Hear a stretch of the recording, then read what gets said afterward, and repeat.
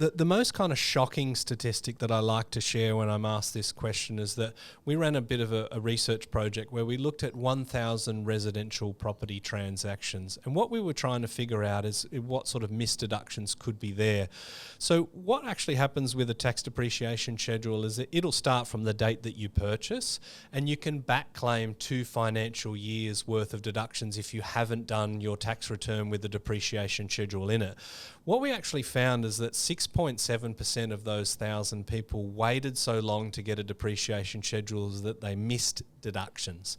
So the average amount of deductions that they missed was $20,537. Wow. And what we actually did is we extrapolated that across the investor population. So if you take 6.7% of all investors and you give them $20,537 worth of missed deductions, it actually came to $2.88 billion worth of unclaimed tax depreciation deductions for residential property investors.